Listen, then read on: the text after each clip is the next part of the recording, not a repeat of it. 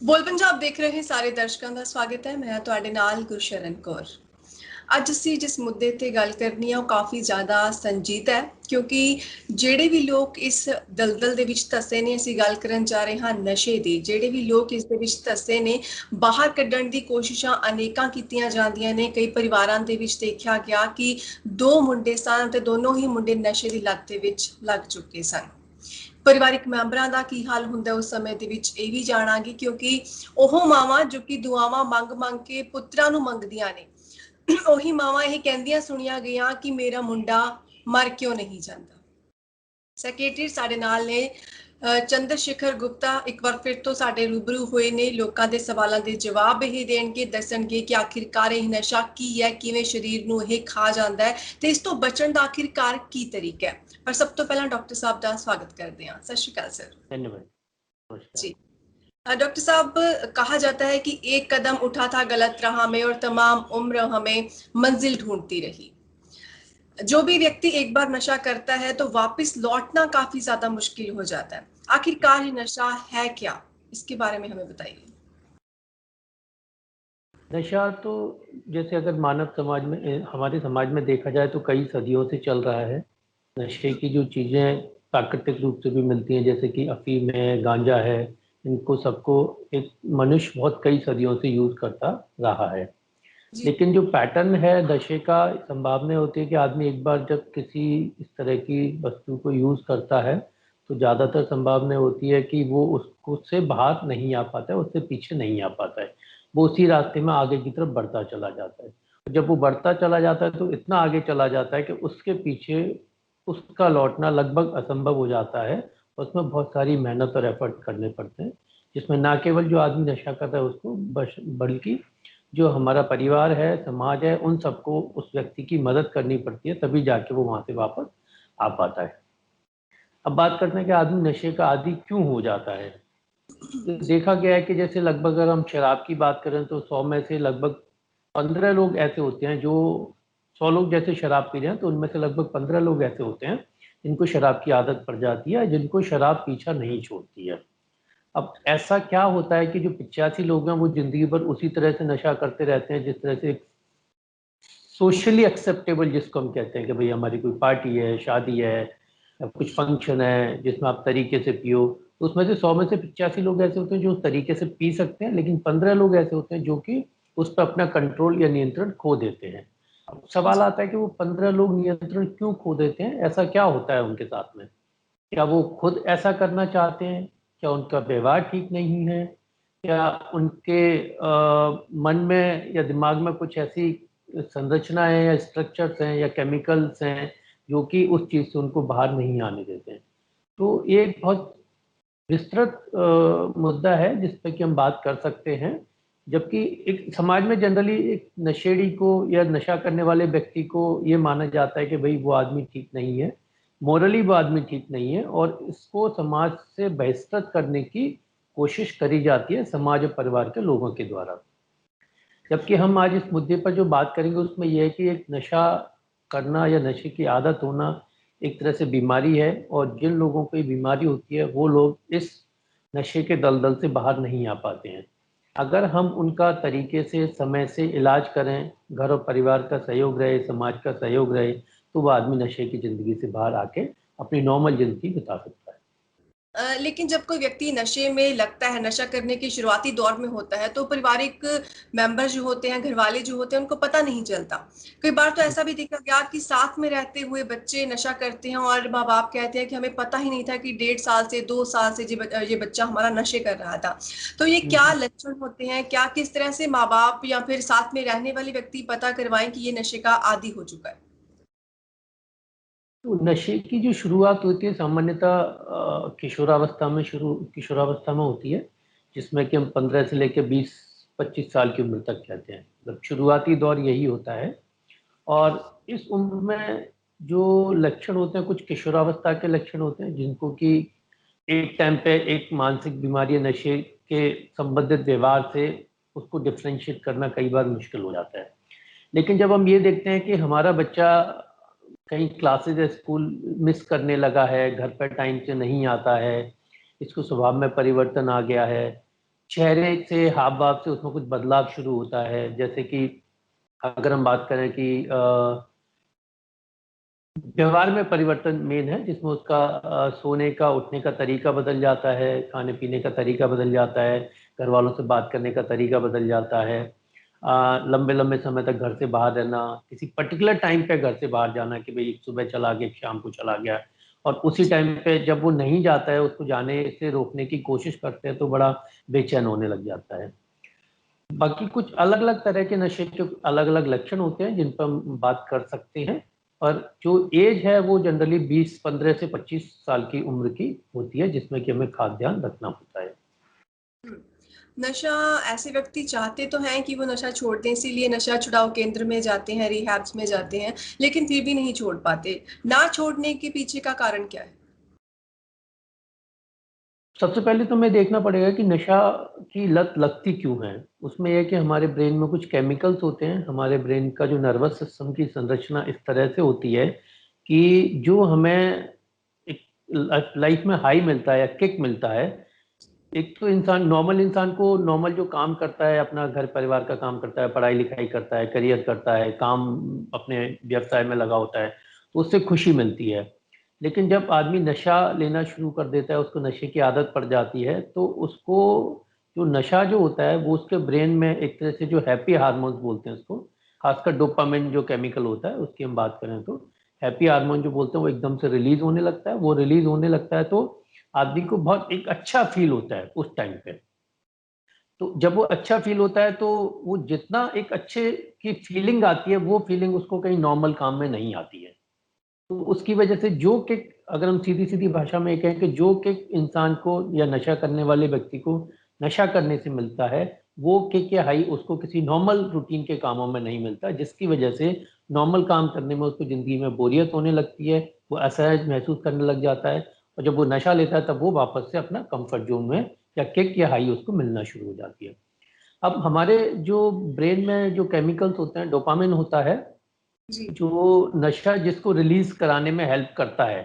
अब नशा जिस तरह से उसको रिलीज कराता है उस तरह से है कि जैसे आपने नशा करा, नशा करने से दिमाग को केमिकल, दिमाग को मैसेज मिला, मैसेज मिलने से डोपामिन रिलीज होता है, डोपामिन रिलीज होने से उसको किक मिलता है। तो वो जो पल्स है रिलीज होने का वो इतना हाई होता है कि उसको नॉर्मल चीज़ों से नहीं मिलता है, और जब वो नॉर्मल काम करता है तो उसको वो कहीं ना कहीं मिसिंग फीलिंग होती है। तो जब वो नॉर्मल काम करने में उसको मज़ा नहीं आता तो उसको वही समय या वही दिन या वही जगह याद आती है जहाँ वो नशा कर रहा था, या जिस तरह से वो नशा कर रहा था, और जिस तरह से उसको किक मिल रही थी। इसलिए फिर उस किक को चाहने की लालसा में वो कभी नशे से छोड़ नहीं पाता है और नशे से दूर नहीं जा पाता है। हम्म। इसी वजह से बार बार नशे की तरफ जाता रहता है। अब रही जी। बात नशा मुक्ति केंद्रों की या नशा छुड़ाव केंद्रों की, उसमें लोग जाते हैं, उसमें लोग नशे से दूर रखते हैं क्योंकि बंदिश होती है एक तरह से। उसमें जाने के बाद वहाँ कुछ उनके प्रोग्राम्स होते हैं, सेल्फ हेल्प ग्रुप्स वाले प्रोग्राम होते हैं, उनको ए प्रोग्राम चलते हैं, कुछ महीने प्रोग्राम चलते हैं। उसमें वो काउंसलिंग भी करते हैं, उसमें कुछ शुरुआती दौर में शायद कुछ दवाइयाँ भी देते हैं। जी। तो उससे होता है कि आदमी का शरीर रिकवर कर जाता है, दिमाग भी काफ़ी रिकवर कर जाता है, नशे के बारे में सोचना कम कर देता है या सोचना छोड़ देता है। लेकिन जैसे ही वो बाहर के माहौल में आता है, उसको ये नहीं पता होता कि नशा मुक्ति केंद्र में तो उसकी बंदिश है, वो कहीं जा भी नहीं सकता, कुछ कर भी नहीं सकता अपने मन से। लेकिन जब वो बाहर जाता है तो वापस एकदम से खुला हो जाता है। खुला होते ही जब बाहर के एनवायरमेंट से एक्सपोज होता है, उसको वही पुरानी चीज़ें याद आने लगती हैं, याद आने लगती हैं, तो फिर वापस से नशे की तरफ चला जाता है। इसलिए अक्सर देखा गया कि लोग 3 महीने, 6 महीने, साल भर नशा मुक्ति केंद्र में रहने के बाद भी कई लोग तो ऐसे होते हैं कि जिस दिन केंद्र से बाहर निकलते हैं उसी दिन वो नशे की दुकान पे या जहाँ नशा मिलता है, जो व्यक्ति नशा देता है उससे संपर्क करते हैं, वापस से नशे की लत में चले जाते जी। डॉक्टर साहब, ये भी पूछना चाहेंगे आपसे कि कुछ लोग कहते हैं कि ये 5 या 10 साल से नशा कर रहा है तो इसकी आदत नहीं छूटी, ये नशेड़ी हो चुका है। इस बात में कितनी सच्चाई है? हैं। ऐसा कहना गलत है कि उसकी आदत नहीं छूटेगी, क्योंकि जब भी किसी भी बीमारी का इलाज हम करते हैं तो बीमारी का जब इलाज होता है तो वो इंसान पे डिपेंड करता है, जो ट्रीटिंग टीम है, डॉक्टर है, काउंसलर है, उस पर डिपेंड करता है, और घर परिवार पर भी डिपेंड करता है। अगर मैं सीधा सीधा इसको डायबिटीज से जोड़ के रखूं, जैसे कि शुगर है, शुगर के लिए हमारे जैसे अगर हम बात करें, एक सर्वे अगर कोई करा जाए तो उसमें देखा जाएगा कि ज़्यादातर लोग जो हैं वो अपनी शुगर की दवाइयों को रेगुलरली नहीं लेते हैं, अपने खाने पीने का परहेज नहीं करते हैं, शुगर को कंट्रोल करने के लिए जो फिजिकल एक्सरसाइज एक्टिविटीज करनी चाहिए वो लोग नहीं करते हैं। ज़्यादातर लोगों की मैं बात बता रहा हूँ। तो क्या हम ये समझ सकते हैं कि हमारी शुगर डायबिटीज कितने % लोगों की एक बार डायग्नोस होने के बाद में वो कंट्रोल रहती है? बहुत कम लोग ऐसे होते होंगे जो अपनी डायबिटीज को कंट्रोल कर पाते हैं। अब उसमें परिवार का या इंसान का क्या रोल होता है? परिवार का रोल होता है कि भाई उसको ये मोटिवेट करा जाए कि वो शुगर के लेवल को कंट्रोल करने के लिए अपने खाने पीने का ध्यान रखे। अब खाने पीने का ध्यान रखें तो परिवार को भी खाने पीने का ध्यान रखना पड़ेगा। कोशिश करें कि घर में बहुत ज़्यादा मिठाइयाँ ना आए, कोशिश करें कि घर में कुछ इस तरह का खाना ना बने कि जिससे शुगर के बढ़ने की संभावना बढ़ जाए।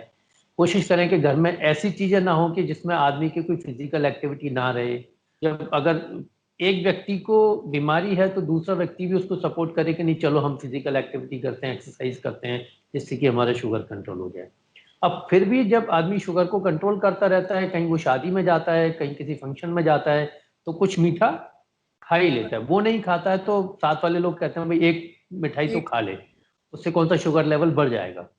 उसी तरह से अगर हम नशे की बात करें तो नशे वाला आदमी ठीक रहता है, घर परिवार का सहयोग रहता है तो काफी हद तक ठीक भी रहता है।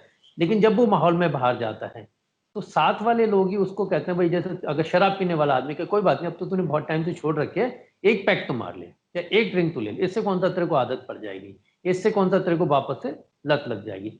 लेकिन अब जब आदमी वापस से जब वो नशे में चला जाता है तो एक अगर किसी कोई आदमी 5 साल से भी सपोज रिकवरी में है, उसने एक बार भी नशा कर लिया, तो ज्यादातर चांसेस हैं कि वापस से वो उसी तरीके से नशा करने की प्रोसेस में आ जाएगा और उसका इलाज करना उतना ही मुश्किल होगा जितना कि उसने जो एफर्ट करे थे पिछले 5 साल के लिए रिकवरी में रहने के लिए। अब फर्क ये है कि अगर मिठाई खा ली तो थोड़ा शुगर लेवल बढ़ गया, शुगर लेवल बढ़ गया तो उसके लिए कोई कुछ उसको नहीं कहेगा, चलो कोई बात नहीं हम डॉक्टर से मिल लेते हैं कि एक गोली एक्स्ट्रा खा लेते हैं। क्योंकि जब शुगर मिठाई खाता है आदमी, तो उसको जैसे डायबिटीज वाला अगर आदमी मिठाई खाता है उसका शुगर लेवल बढ़ता है तो उसका बिहेवियर नहीं बदलता है, वो किसी के साथ में कुछ गलत व्यवहार नहीं करता है, वो किसी को कुछ गलत व्यवहार से नहीं पेश आता है। लेकिन अगर हम नशे वाले व्यक्ति को देखा जाए तो नशे वाला व्यक्ति जब नशा नहीं करता है तो बिल्कुल ठीक रहता है, अपने सारे काम करता है, परिवार की जिम्मेदारियां लेता है, समाज में आता जाता है, लोगों से मिलता है। लेकिन जब वो नशा कर लेता है तो नशा करने के बाद में नशे के असर में वो जिस तरह की हरकतें करता है, जिस तरह के अपने आप को रिप्रेजेंट करता है, वो शायद उसको भी नहीं पता होता कि वो किस तरह के इंसान में परिवर्तित हो जाता है। तो इसलिए जब नशा आदमी कर लेता है तो घर वालों को ऐसा लगता है कि उन्होंने जो इतने 4-5 साल से मेहनत करी थी, इसने सब कुछ खराब कर दिया है और इसको हमारी चिंता नहीं है, इसको हमारी फिक्र नहीं है, इसको बस अपने नशा करने की पड़ी रहती है और ये किसी काम का नहीं है, और इसको वापस से नशा मुक्ति केंद्र में डाल देते हैं। और वहीं से मरीज का एक वो विशेष साइकिल शुरू हो जाता है कि मैं 5 साल, लोग ये भूल जाते हैं कि भाई उसने 5 साल 4 साल साल भर जितना भी टाइम निकाला वो बिना नशे के निकाला भी है।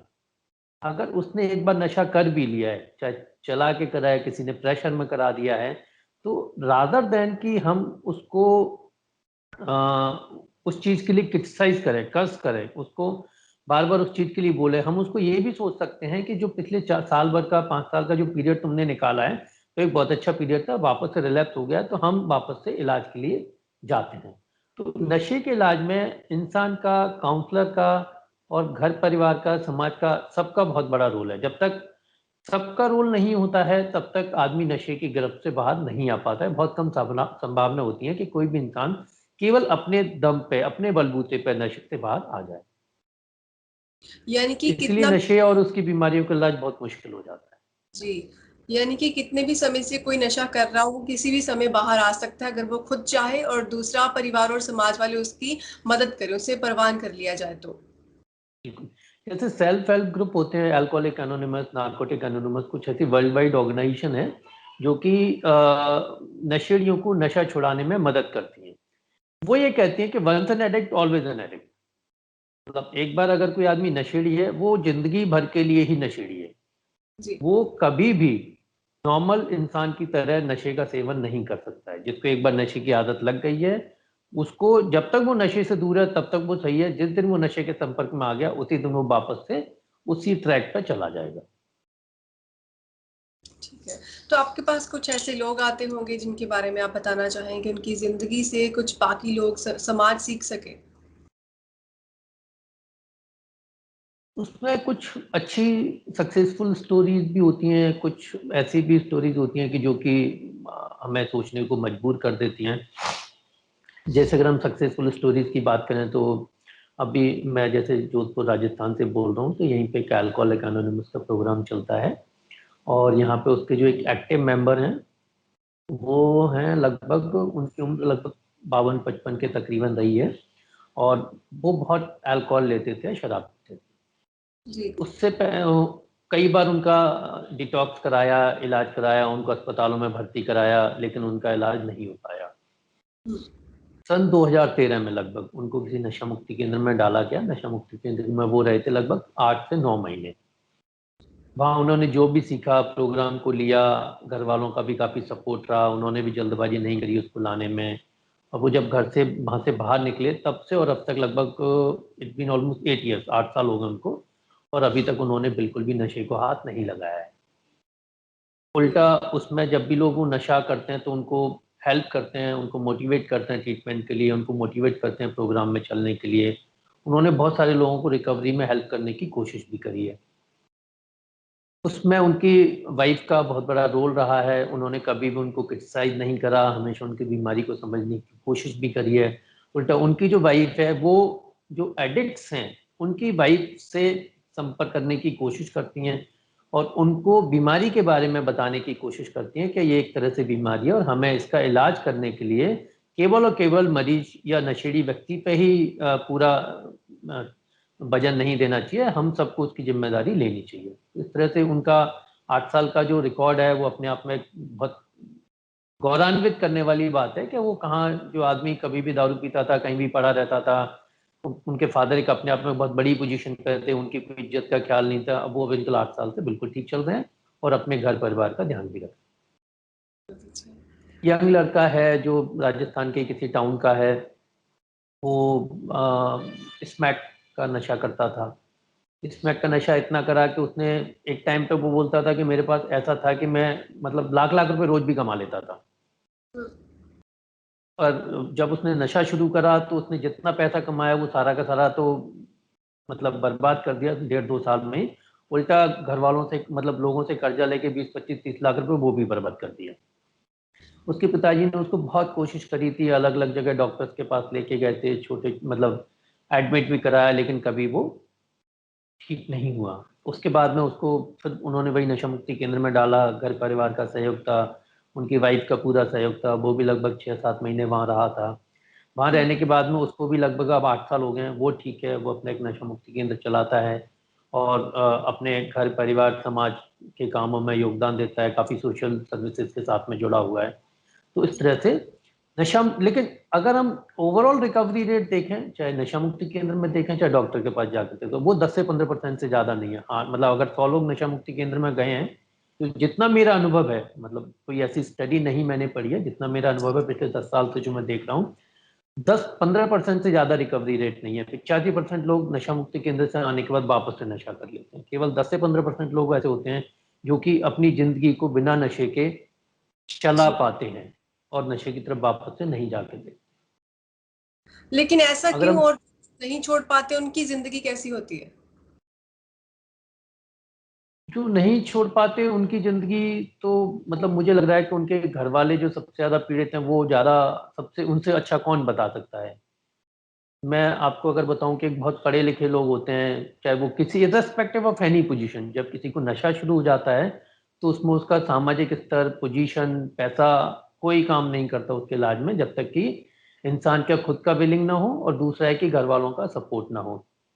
जी। कई सारे लोग ऐसे होते हैं जिनको नशे के बारे में सब कुछ पता होता है, उनको पता होता है कि हम नशा करते हैं, नशे से हमारे ब्रेन में ये खराबी होती है, नशे से हमें एलर्जी है, नशा एक बीमारी है, हमारी आदत नहीं है। उनको बहुत सारा नशे के लिटरेचर के बारे में पढ़ा होता है, लेकिन वो वापस से बार बार नशा करते रहते हैं, नशे के उस गर्त में जाते रहते हैं। जब वो नशा मुक्ति केंद्र में रहते हैं बहुत अच्छी बातें करते हैं, लोगों को काउंसिल भी करते हैं, लेकिन जब घर से बाहर, नशे मुक्ति केंद्र से बाहर आते हैं, रियल लाइफ सर्कमस्टांसेस को फेस करते हैं, तो वो उससे नहीं कोप कर पाते हैं, नहीं कोप कर पाते हैं तो नशे का सेवन वापस से शुरू कर देते हैं। उनको ऐसा लगता है कि जो नशा है वो उनको एक तरह से एक मनोबल देता है, आत्मशक्ति देता है, जिसकी वजह से वो घर परिवार की समस्याओं से ज़्यादा अच्छे से लड़ पाते हैं। लेकिन अगर हम देखा जाए तो नशा करने से अगर आप किसी समस्या का समाधान करोगे, तो समस्या सुलझने की बजाय उल्टा बढ़ेगी। तो उसमें क्या होता है कि दिन ब दिन उस आदमी की हालत खराब हो जाती है, दिन ब दिन उस परिवार की हालत खराब हो जाती है, दिन ब दिन उन परिवार का जो फाइनेंशियल स्टेटस है, सोशल स्टेटस है, वो खराब हो जाता है। उनके बच्चों को, जो नॉर्मल फैमिलीज के बच्चे हैं, उनको अपने साथ में नहीं खेलने देना चाहते हैं, नहीं साथ में रखना चाहते हैं। तो ओवरऑल बहुत, जो घर में जो नशा करता है उस परिवार के लोगों की बहुत ही मतलब दयनीय स्थिति मैं कह सकता हूँ कि वो हो जाती है। अब फिर भी जो लोग नशा करते हैं उनको नहीं समझ में आता है कि मैं क्या कर रहा हूँ, क्या नहीं कर रहा हूँ।